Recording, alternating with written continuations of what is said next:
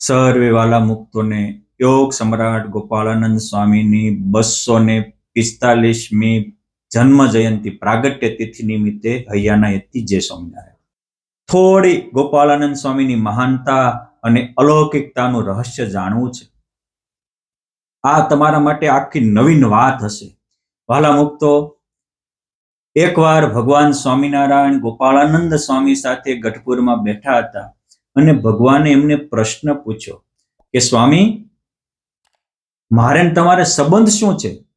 ત્યારે ગોપાળાનંદ સ્વામી કહે, મહારાજ, સ્થૂળ શરીરથી જોઈએ તો તમે અમારા સ્વામી છો, અમે તમારા દાસ છીએ. તમે અમારા નાથ છો, અમે તમારા સેવક છીએ.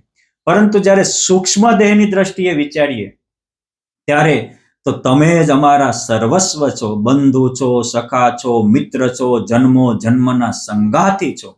અને હે મહારાજ, જ્યારે હું આત્માની દ્રષ્ટિએ જોઉં છું ત્યારે તો તેરા મેરા જીરા એક હો પ્યારે, જ્યાં હું છું ત્યાં તમે છો અને જ્યાં તમે છો ત્યાં હું છું. ત્યારે ભગવાન સ્વામિનારાયણે કહ્યું કે આવી સમજણ જેની હોય એનાથી અમે અણુ માત્ર દૂર રહેતા નથી. માટે હે સ્વામી, આજથી અનંત કોટી બ્રહ્માંડમાં મારું ધાર્યું થાય એવું તમારું ધાર્યું થશે. આ ભગવાન સ્વામિનારાયણ ને ગોપાળાનંદ સ્વામીનો અલૌકિક ગોષ્ઠી સંવાદ હતો. અને એ ગોપાળાનંદ સ્વામી એટલે તો જ્યાં જાય ત્યાં પુરુષોત્તમ નારાયણ હાજર થતા હતા. એ ગોપાળાનંદ સ્વામીનું ભક્ત ચિંતામણીમાં સંકલ્પ સિદ્ધ કરનારું, સર્વ મનોરથને પૂરનારું 142મું પ્રકરણ ભગવાન સ્વામિનારાયણે સ્વયં લખાયું. અને એમાં જેમ વ્યાસ ભગવાન, કૃષ્ણ ભગવાન કે રામ ભગવાનની જન્મ સમય પ્રસંગ લખતા હોય અને એ આખા દેશને, આખા જ્ઞાતિઓને ધન્યવાદ આપતા હોય, એમ નિષ્કુળાનંદ સ્વામીએ પહેલા જ લખ્યું કે અનુપમ ઈડર દેશમાં ધન ધન ટોડલા ગામ, ધન ધન દ્વિજની જાતિને જ્યાં ઉપન્યા ભક્ત અકામ. અકામ મહાનિષ્કામી ભક્ત જન્મા માટે આખા ઈડર દેશને ધન્યવાદ છે, આખી બ્રાહ્મણની જ્ઞાતિને ધન્યવાદ છે અને આખા એ કુળને પણ ધન્યવાદ છે, એના માતા પિતાને પણ લાખ લાખ વંદન છે. આ ભગવાનની ગ્રંથ લખતા હોય, ભગવાનના માટે લખતા, એવી છટાથી નિષ્કુળાનંદ સ્વામી પ્રકરણનો પ્રારંભ કર્યો. આ દુનિયામાં પ્રત્યેક વ્યક્તિઓને પોતાના મનોરથો હોય છે, પણ પોતાના સંકલ્પ કરે અને પછી એમાં ક્રિયામાં જોડાય ત્યારે માંડ માંડ એ સિદ્ધ થતા હોય છે. પછી એ લોકો હોય, ઋષિઓ હોય કે દેવો હોય, એમાં પણ આ જોવા મળે છે. અરે, ભગવાન રામ પણ રાવણ સાથે યુદ્ધ કરવાના પ્રયત્ન કરે ને યુદ્ધ જીતે છે. મહાભારતના યુદ્ધમાં પણ ભગવાન કૃષ્ણ હારવારે રહે ને મહાભારતનું યુદ્ધ જીતાવે છે. સંકલ્પ હોય ને પછી ક્રિયા પણ કરવી પડે ત્યારે સિદ્ધ થાય છે. દેવોના જીવનમાં પણ જ્યારે અસુરો એનું રાજ્ય લઈ જાય ત્યારે વર્ષો સુધી તપશ્ચર્યા કરી હોય, પરમાત્મા પ્રગટ થાય, પછી ભગવાન એને સાથ આપે ત્યારે એ દેવોનો વિજય થાય છે, અસુરોનો વિનાશ થાય છે. આ રીતે બધામાં જોવા મળે છે. પરંતુ ગોપાળાનંદ સ્વામી આ બાબતમાં વાદ છે. નિષ્કુળાનંદ સ્વામી ભક્ત ચિંતામણીમાં લખે છે કે પછી જેવું ચિંતવે જે વારે થાય તેવાનું તેવું જ ત્યારે, તે તો જાણે છે લોક પ્રસિદ્ધ, સૌ કહે મહા મોટા સિદ્ધ. ગોપાળાનંદ સ્વામી કેવો હતા કે જેવું ચિંતવે એવું તત્કાળ સિદ્ધ થતું હતું.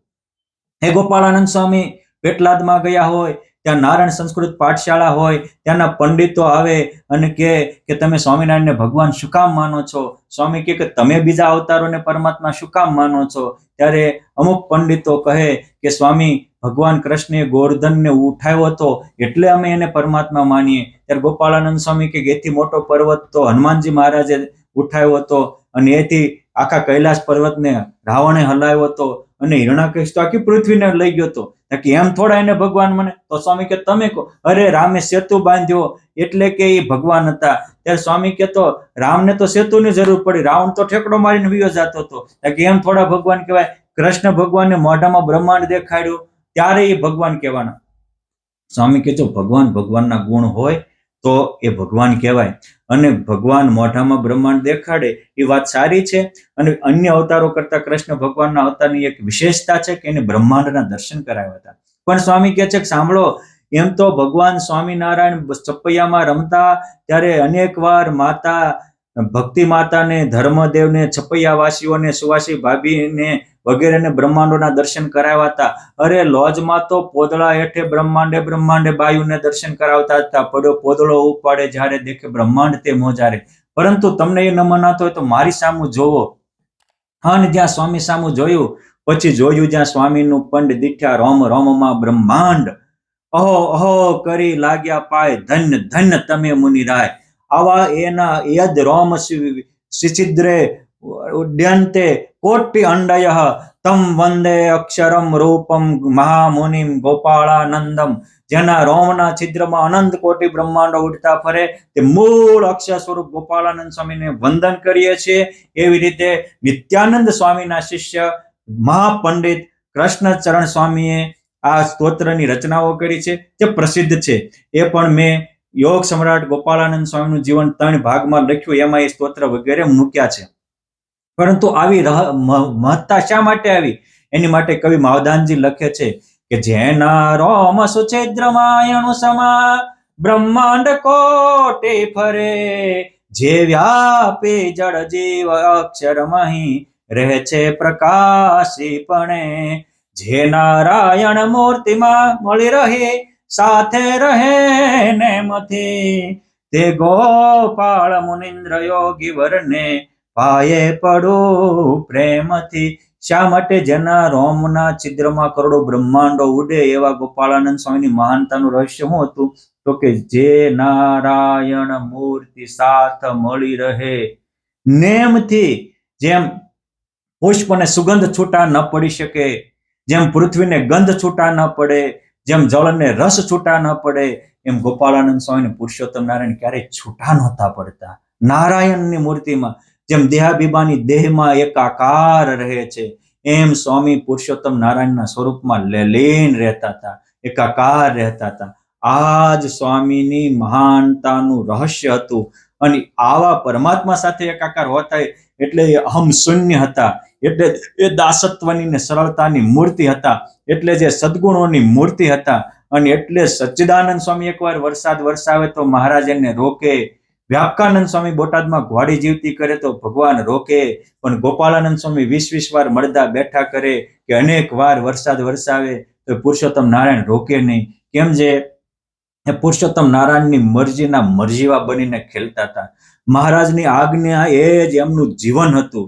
આવા મહાન હોવા છતાં પુરુષોત્તમ નારાયણની આજ્ઞા અને ઉપાસનાનું જીવન બનાવીને જીવતા. આપણે પણ એવી રીતે મહારાજની આજ્ઞા, ઉપાસના અને પુરુષોત્તમ નારાયણ સાથેની વૃત્તિઓની એકતા કરશું તો ગોપાળાનંદ સ્વામી જેવી મહાનતા આપણામાં પણ પ્રગટ થશે. આ સ્વામીના 245માં પ્રાગટ્ય તિથિ નિમિત્તે આપણે પ્રાર્થના કરીએ કે હે સ્વામી શ્રી, હે પરમહંસો, હે પરમહંસોના ધણી પુરુષોત્તમ નારાયણ, અમારા પણ આવી દિવ્ય શક્તિ, સમજણ ને ભક્તિ આપજો. એવી પ્રાર્થના સાથે જય સ્વામિનારાયણ.